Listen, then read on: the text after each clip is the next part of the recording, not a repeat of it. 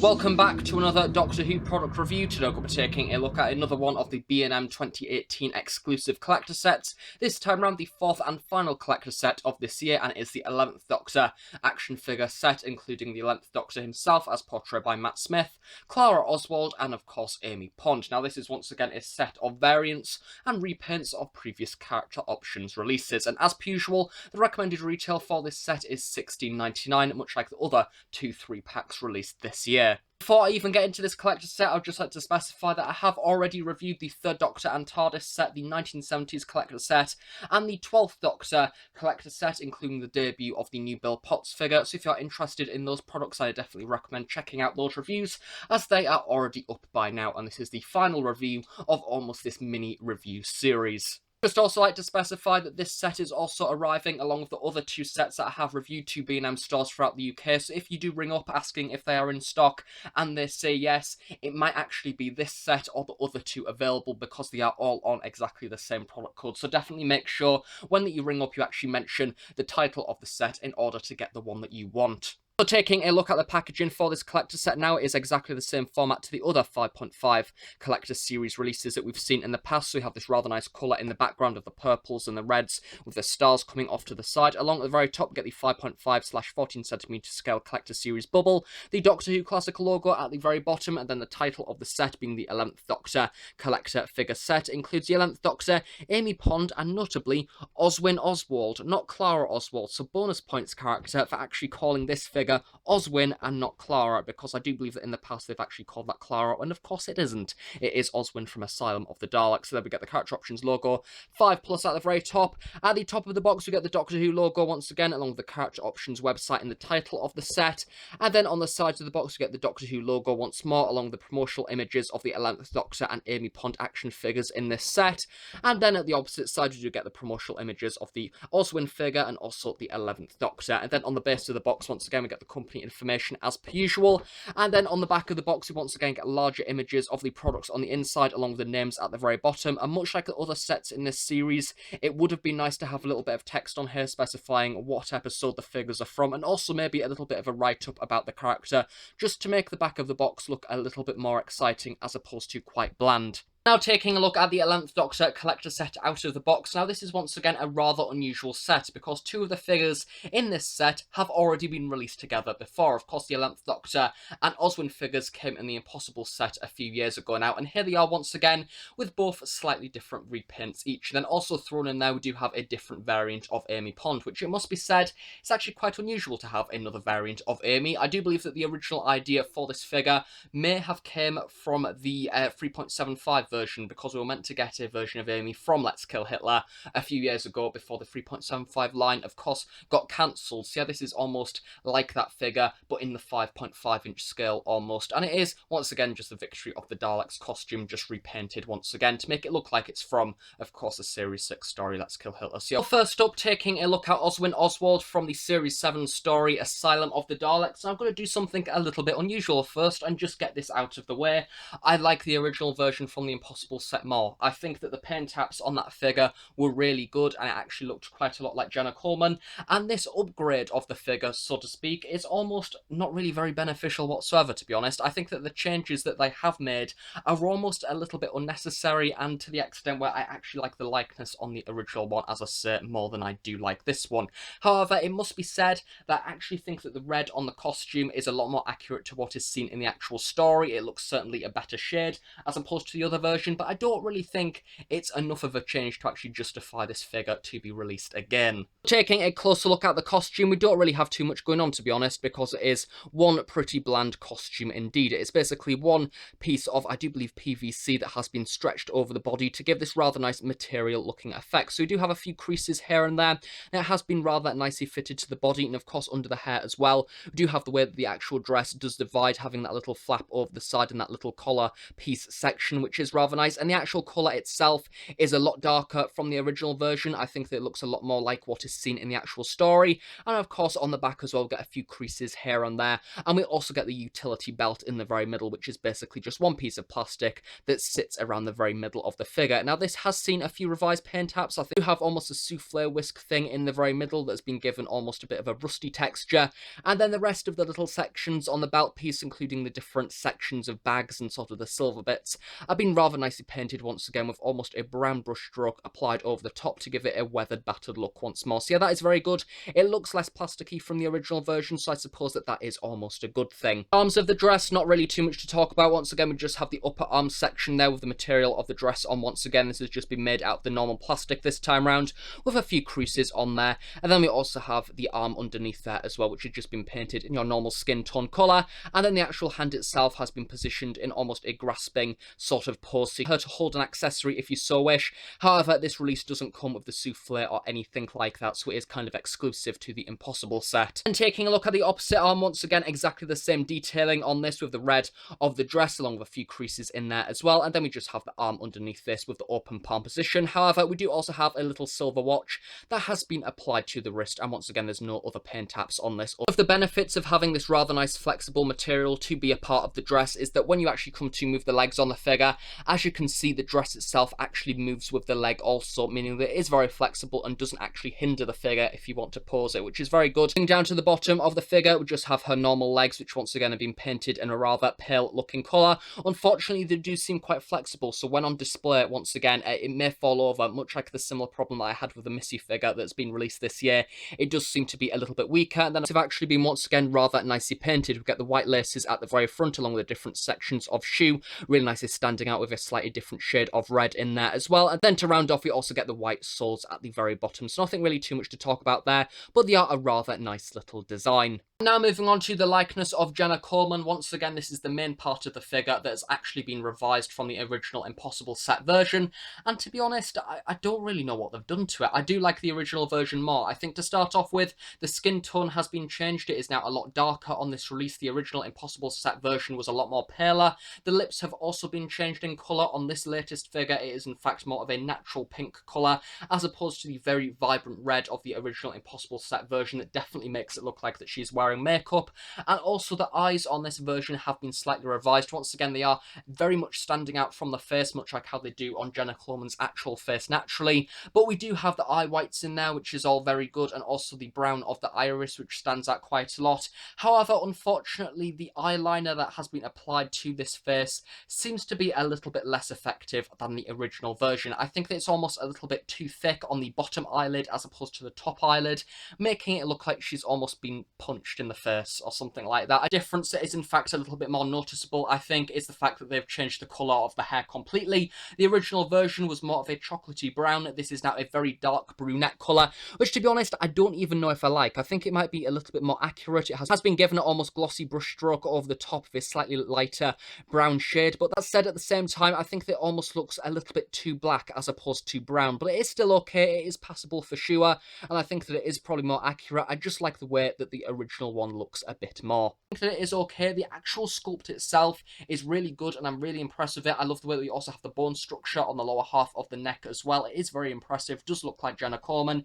It's just a shame that the paint apps are a little bit different from the original version, because I actually think that they've kind of made it look worse as opposed to better. Clara is one of the more recent 5-inch figures to be released in the Doctor Who line. It does in fact have some slightly more upgraded articulation. So starting off, we do have the head articulation, which is hindered by the hairpiece, once again, much like the original version. Then we have the ball joint at the arm, meaning that it can move out and also out to the sides as well. Then we have the upper arm articulation at 360. Much like the Missy figure, we have a ball joint at the elbow. Then we do also have 360 at the waist that is a little bit hindered by the actual dress piece. Of the T-crotch joint in there as well, but that is a little bit hindered by the dress. 360 at the thigh, bend at the knee to 90 degrees, and then we also have the 360 at the ankle as well. So in comparison now to the original version of Oswin, you can quite obviously tell there is a much different red skin tone within the actual dresses, so far to the extent that I do think that the B&M version is in fact a little bit more accurate, and there is also the upgraded paint apps to the belt, as I've already said.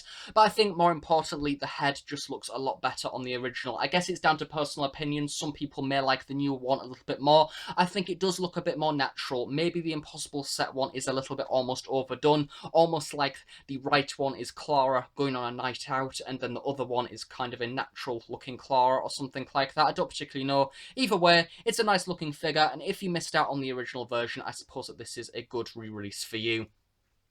Figure in this set is, of course, the 11th Doctor as seen in The Snowman, the much darker version of the 11th Doctor, where he's kind of sulking after missing Amy and Rory at the end of Angels Take Manhattan. So this is a rather impressive costume. I like to think that it's kind of a middle ground between the tweed jacket and the purple version that we got in the later half of Series 7. So naturally, it is in fact quite a decent figure, and this one is a good example of upgraded paint apps done right, as it is a lot different from the original one, even though that one is good, but this one seems to be a lot more accurate. A closer look at the costume now. Pretty much every single colour on this costume has in fact been darkened quite a lot. So starting off, we have the waistcoat in the very middle that is now completely black. It's almost a glossy black colour, and this really nicely makes the buttons in the very middle stand out along the pocket watch at the very bottom. On the original version, this was a rather unusual vibrant red, which I do believe that this is in fact more accurate to what is seen in the actual story, and to be honest, actually looks better as well. Moving up from there, we do have the shirt underneath, which do also have a pink line added over the bottom of this as well,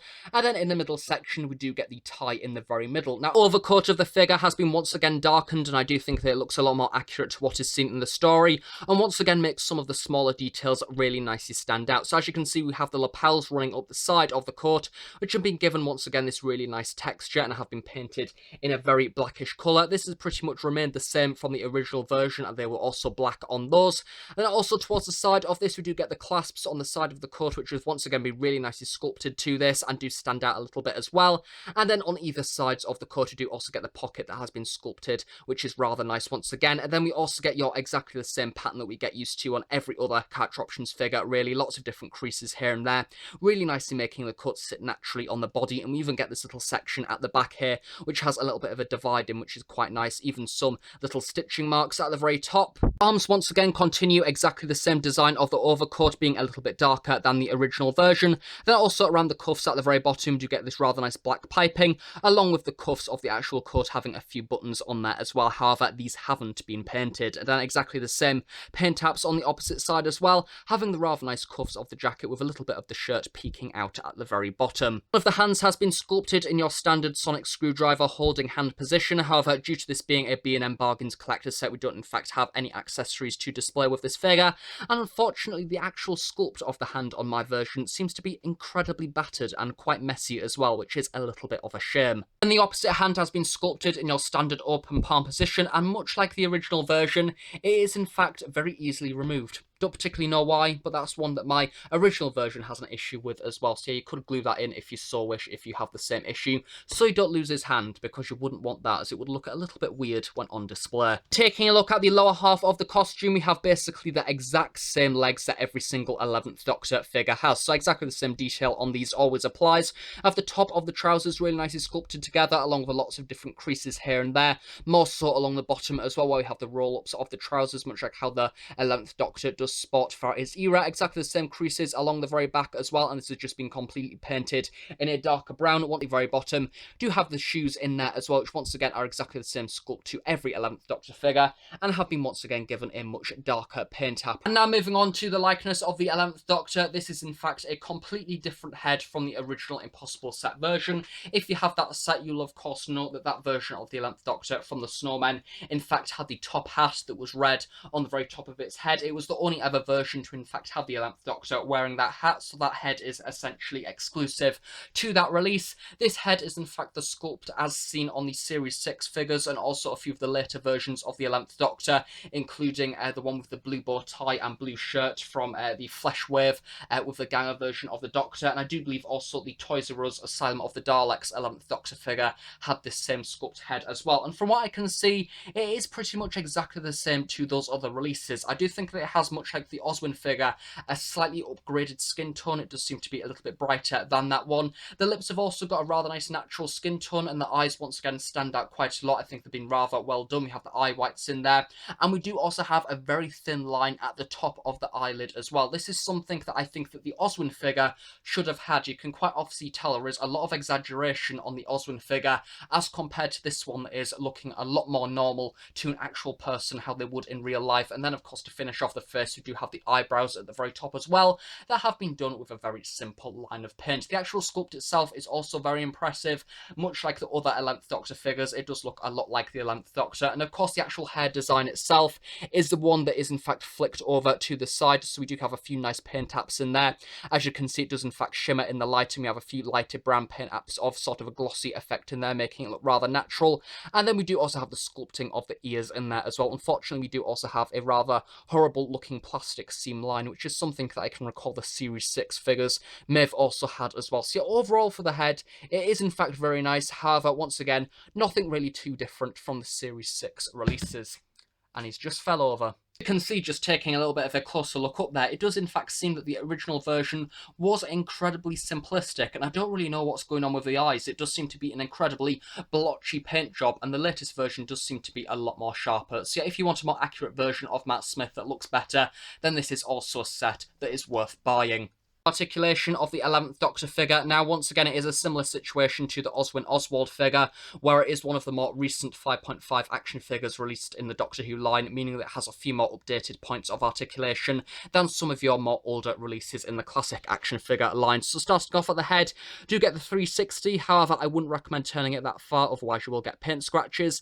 Then at the shoulders, we do in fact have ball joints. I do believe it's one of the only 11th Doctor figures to have ball joints, the other one being from the Series 6 line, if I can remember right. So this means it can move out to the front and to the back and also out to the sides as well. Then we'll get 360 at the upper arm, bend at 90 at the elbow, then we'll get 360 at the wrists, 360 at the waist. We'll get the T-crotch joint, meaning it can move out to the front and also a little bit to the back as well. 360 at the thighs, and then we also get the bend at 90 at the knees as well, and we don't in fact have any ankle articulation whatsoever. So yeah, a pretty decent amount, meaning that you can pause it quite a lot when on display. In a comparison now to the Impossible set version of the 11th Doctor wearing his top hat, you can quite obviously tell how much the paint palette has in fact been revised on this latest version, and I do in fact think that this latest one is a lot more accurate to what is seen in the episode. It is in fact quite a darkly lit story, so it is quite difficult to tell. Maybe some people who are more experts in 11th Doctor costumes will be able to tell you otherwise. I don't particularly know, but I think that once again this is down to personal perception. If you want a more brighter version of the 11th Doctor figure,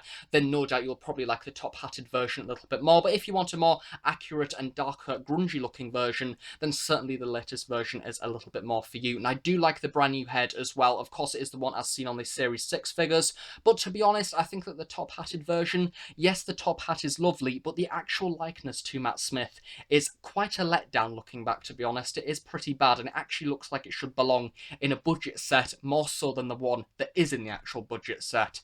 Now moving on to the final figure of the 11th Doctor collector set, it is of course Amy Pond, as portrayed by Karen Gillan, apparently as she appeared in the Series 6 story Let's Kill Hitler, and it is quite obviously the original Series 5 version of Amy Pond from Victory of the Daleks, painted up to look like what was seen in that story. And at least it's a new variation. We don't really have too many Amy's, we only have the Victory one, and I do believe the police outfit one, and that's basically it. So yeah, it's nice to have a new one to the collection that is a little bit of a different colour. Taking a closer look at that costume, because to be honest, it is the most original thing in this set after all. We do have the denim jacket that has been rather nicely recreated, to be honest. I do believe on the original Victory of the Daleks costume, this was a brown leather jacket from what I can remember, and they've actually done some very good paint apps on this to make it look like denim. So as you can see, we get many different brush strokes of different shades of blue. You almost get a bit of a weathered texture around the top as well there, almost a bit of brown or yellow or something around the different creases, really nicely bringing out some of the details. Of course, around the side, we do get the stitching pattern of what would have been the leather jacket underneath, and then we do also get the furry section of the coat underneath, which once again leads to that badge, I do believe on one of the sides. I think it might be this one, of course, as seen in Victory of the Daleks. Yeah, not completely accurate to what is seen in the actual story. The inaccuracies on this costume, kind of like pushing aside that it's the Victory of the Daleks one as opposed to the Let's Kill Hitler design, is of course that the sleeves of the jacket are rolled up. On the Let's Kill Hitler costume, in fact, the denim jacket does go all the way down to her wrist, and I don't believe that it's ever rolled up in the actual story, or at least it isn't in the promotional materials. So yeah, that is a inaccuracy, but once again, something that can't really be fixed by using old sculpts. We do also have a few pockets at the side as well. Very middle, we do get this rather nice looking pink shirt. Now on the original Victory of the Daleks figure, this was in fact once again one whole entire red shirt, and this has just been painted up to look like something a little bit different. So at the very top, we do get the light pink design poking out, and then the same applies for the very bottom as well. And it does also poke out at the bottom of the jacket, which is a rather nice little touch. And then of course in the very middle, do get this rather unusual cream section, which I do believe is meant to be a cardigan or something like that, which once again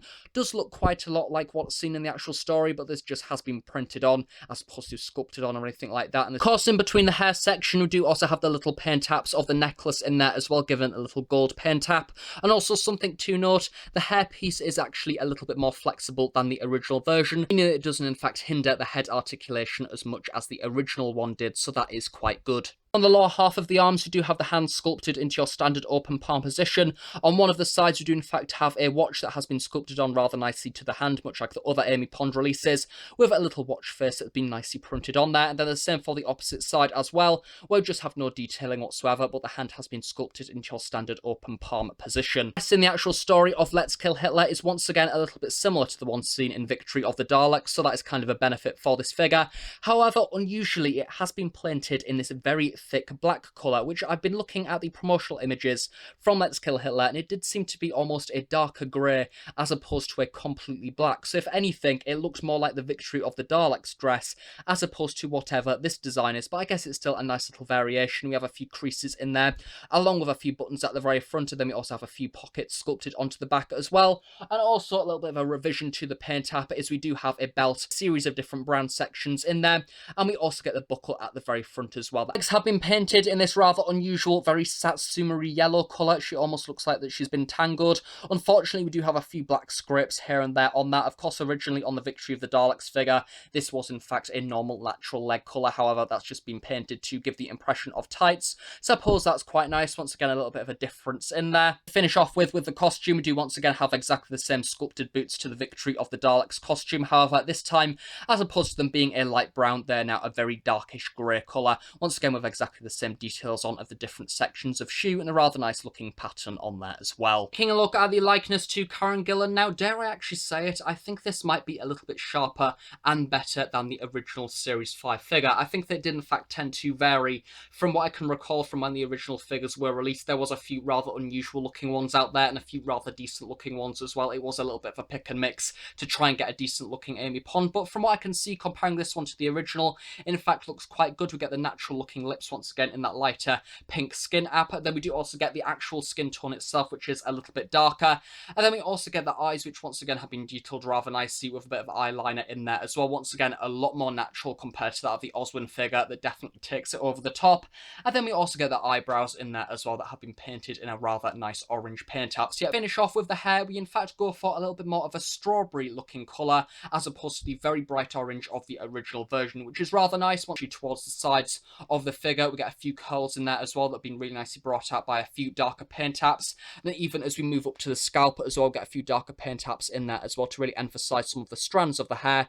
And then exactly the same for the back as well. So yeah, generally a really nice hair colour, possibly even an improvement from the original likeness. Doing a little bit of a close-up there to give you a little bit of a comparison of the two different likenesses. It's kind of up to you, once again, it's personal perception of what one you think looks better, but I think that the latest version does look a little bit more natural coloured than the other version. Over articulation for this figure, now once again nothing really too special. Get 360 at the head, and that does turn a little bit better than the original version due to the flexible hair. Then we get 360 at the arm as well as 360 at the upper arm. Bend at the elbow to 90 degrees, and then we also get a 360 turn articulation at the upper half of the wrist as well. And then we also get 360 at the waist, which is rather nice. I do believe a T-crotch joint will probably be under there as well. 360 at the thigh, bend at the knee, and then we don't have any shoe articulation whatsoever. To round off, doing a little bit of a side-by-side comparison of the Victory of the Daleks version and taking a look at the costume, I think there is a similar situation to the Talons of Weng Chiang Tom Baker in the 1970s set, where they have